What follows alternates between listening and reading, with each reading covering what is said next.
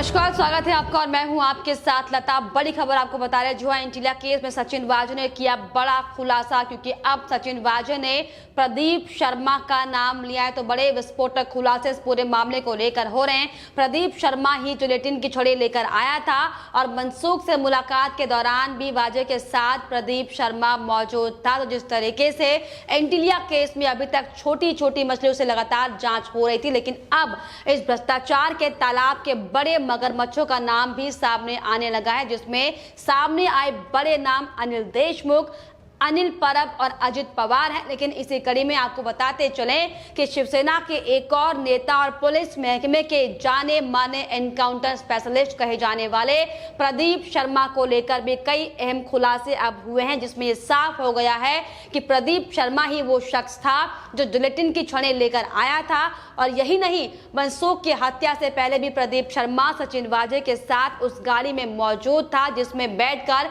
सचिन वाजे मनसूख से मिलने गया था। और वहीं मनसूख से मुलाकात के दौरान भी प्रदीप शर्मा सचिन वाजे के साथ में मौजूद था। तो बड़ा अहम खुलासा अब सचिन वाजे ने किया है। हालांकि आपको बताते चले कि लगातार इस एंटीलिया केस को लेकर एनआईए पूरे अपने जांच के स्तर से जांच कर रही है और इसी को लेकर परमवीर सिंह से और प्रदीप शर्मा से आपको बताते चले इस पूरे मामले में एनआईए जांच कर चुकी है और बेहद अहम कड़ी अब प्रदीप शर्मा को माना जा रहा है, जिसको लेकर एनआईए लगातार अपनी जांच कर रही है। और कल भी एनआईए ने प्रदीप शर्मा से 7.5 घंटे तक पूछताछ की थी, जिसमें कई सुराग भी एनआईए को हाथ लगे हैं। आपको बता दें, प्रदीप शर्मा ने जब मुंबई में कदम रखा था तब अंडरवर्ल्ड अपने चरम पर था और दाऊद इब्राहिम और छोटा राजन जैसे नामी अपराधी मुंबई पुलिस के हिट लिस्ट में थे। वहीं 83 बैच के अधिकारी के नाम कई कारनामे दर्ज हैं और 2008 में आईबी ने भी यह दावा किया था कि प्रदीप शर्मा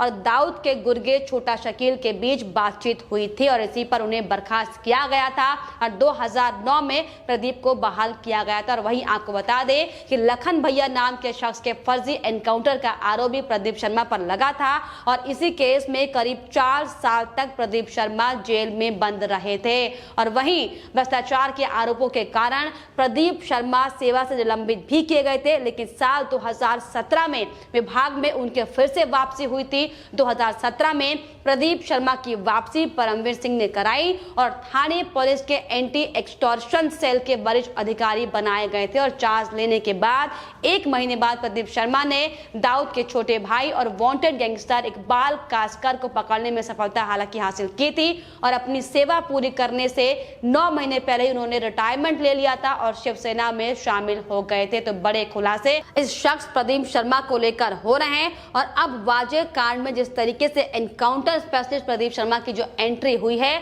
अब तक की ये सबसे ज्यादा बड़ी चौंकाने वाली खबर है कि आखिर ऐसा क्या है कि एनकाउंटर की सेंचुरी मारने वाले प्रदीप शर्मा की एंटीलिया और मनसूख केस में एंट्री हो गई है। तो बड़ा अहम खुलासा जो अब प्रदीप शर्मा को लेकर हुआ है कि सीआईओ दफ्तर में भी प्रदीप शर्मा और वाजे की मुलाकात हुई थी और जिस तरीके से 7.5 घंटे तक एनआईए ने इस पूरे मामले पर पूछताछ की है, ये साफ तौर पर बताता है कि कहीं ना कहीं ये बहुत ज्यादा अहम कड़ी अब प्रदीप शर्मा इस पूरे मामले को लेकर माने जा रहे हैं। क्योंकि आपको बताते चले कि प्रदीप शर्मा वो शख्स था जिसने शिवसेना के टिकट पर चुनाव भी लड़ा था, हालांकि चुनाव हारा था, लेकिन बड़ी बात यह है कि शिवसेना के लिए लगातार ये प्रदीप शर्मा काम करता रहा है। और जिस तरीके से अब एनआईए ने साफ तौर पर कह दिया है कि प्रदीप शर्मा और सचिन वाजे को आमने सामने बिठाकर भी इस पूरे मामले पर पूछताछ होगी, दोनों का कन्फ्रंट लिया जाएगा। आपको बता दें 2004 में प्रदीप शर्मा के अंडर में ही काम करता था सचिन वाजे और एनआईए प्रदीप शर्मा से हालांकि इस पूरे मामलों को लेकर एंगल्स को लेकर जांच कर रही है। और एंटीलिया केस में शुरू से ही लगातार सामने आ रहा था कि शिवसेना कनेक्शन सचिन वाजे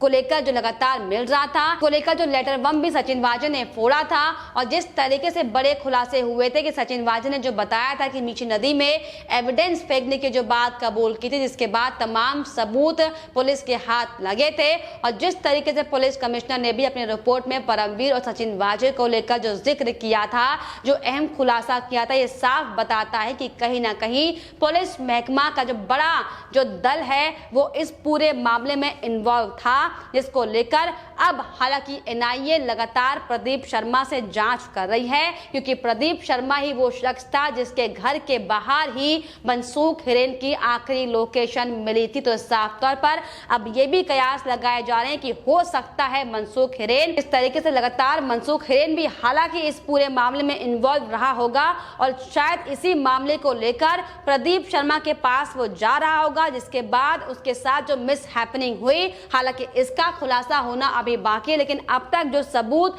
जो एविडेंस साफ तौर पर एनआईए के सामने आए हैं, ये साफ तौर पर दर्शाता है कि प्रदीप शर्मा वो शख्स था जो जिलेटिन की छड़ें लेकर आया था और जिसने मनसूख हिरेन से मुलाकात भी की थी। सचिन वाजे के मुलाकात के दौरान प्रदीप शर्मा भी उस गाड़ी में मौजूद था। बड़ा खुलासा, अहम खुलासा पूरे मामले को लेकर हुआ है। हालांकि अब तक जिस तरीके से परमवीर सिंह, जो कि लगातार इस पूरे मामले की एक और अहम कड़ी बताए जा रहे हैं, जो खुलासे परमवीर सिंह ने किए थे और जिसके बाद अब सचिन वाजे ने जो बड़े बड़े मगरमच्छों के नाम कबूले हैं, जिनका नाम उगला है, ये साफ तौर पर जाहिर तौर पर कहने वाली बात होगी कि कहीं ना कहीं अब उद्धव सरकार यानी कि उद्धव ठाकरे का भी नाम इस पूरे मामले पर सामने आएगा, क्योंकि उद्धव सरकार जिस तरीके से शुरुआती दौर से इस पूरे मामले को ढकने की कोशिश कर रहे थे, ये साफ तौर पर दिखाता है कि कैसे महाराष्ट्र में पिछले लंबे समय से इस तरीके से उगाही का काम किया जा रहा था, जिसको लेकर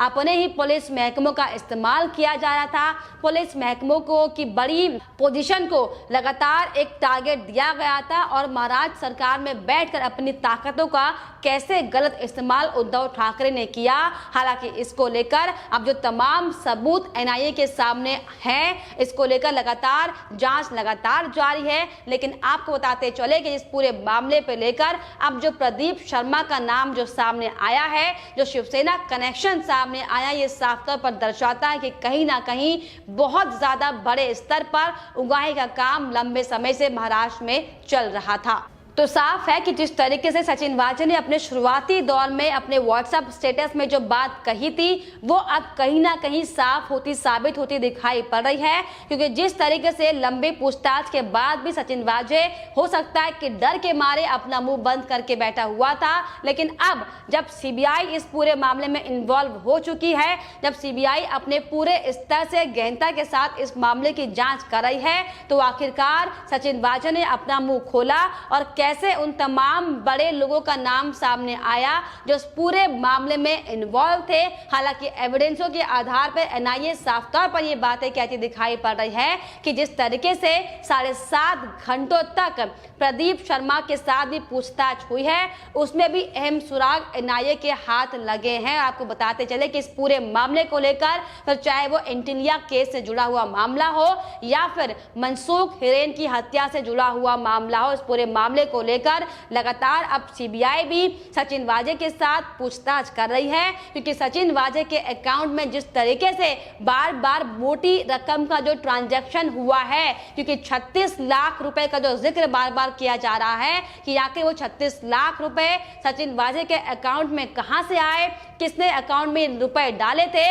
और ट्रांजैक्शन कहां से किस तरह से हुई थी। और जो जिलेटिन की छड़ें लाने की जो बात की जा रही है कि आखिर जिलेटिन की छड़ी लाने के लिए भी किसने पेमेंट किया था और कहां से जिलेटिन की छड़ें खरीदी गई थी। तो साफ तौर पर अब जो मामला और गंभीर होता हुआ दिखाई पड़ रहा है। हालांकि तमाम सबूत जुटाने में एनआईए लगा हुआ है कि आखिरकार इस पूरे मामले को लेकर जिस तरीके से उगाही का जो नाम सामने आ रहा है, इसका निष्कर्ष आखिर क्या होगा और कौन इस पूरे मामले पर कड़ी दर कड़ी जुड़ा हुआ है, इसको लेकर लगातार जांच की जा रही है, जिसमें अहम नाम अब तक सामने हालांकि आ चुके हैं। लेकिन बड़ी बात यहां पर यह है कि कैसे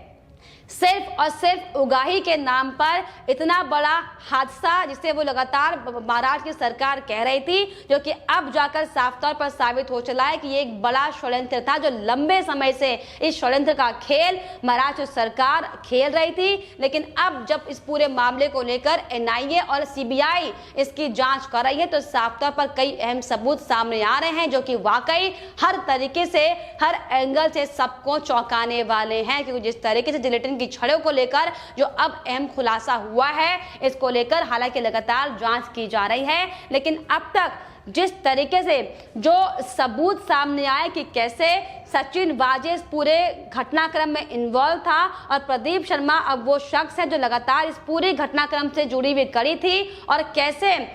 नोटों को गिनने की मशीन उस गाड़ी में बरामद हुए थे, कैसे कैश बरामद हुए थे, और जो मैडम मिस्ट्री जो सामने आई थी जिसका साफ तौर पर एक खुलासा हुआ था कि मैडम मिस्ट्री सचिन वाजे के अकाउंट में जो काला धन आता है उसे सफेद करने का काम कर रही थी। और इसमें साफ तौर पर प्रदीप शर्मा की भूमिका भी साफ तौर पर अब संदिग्ध दिखाई पड़ रही है इस पूरे मामले को लेकर, जिसको लेकर अब इन तमाम पहलुओं की जांच एनआईए कर रही है, जिसमें ये साफ खुलासा होगा कि आखिर सचिन वाजे जो कि एक मामूली सा एपीआई था, कैसे उसके पास इतनी सारी महंगी महंगी गाड़ियां आई और कहां से वो नोटों की मशीन लाई गई, और आखिर क्यों इस जो सचिन वाजे जो कि पुलिस कर्मी था, आखिर पुलिस कर्मी को नोटों की मशीन का जरूरत क्यों पड़ी, इसको लेकर भी अब लगातार खुलासे हो रहे हैं। लेकिन आपको बताते चले कि जो प्रदीप शर्मा जो अब नया नाम इस पूरे एंटीलिया केस में जुड़ा हुआ है, ये बहुत ज्यादा महत्वपूर्ण कड़ी है एनआईए के लिए, क्योंकि साफ तौर पर सचिन वाजे ने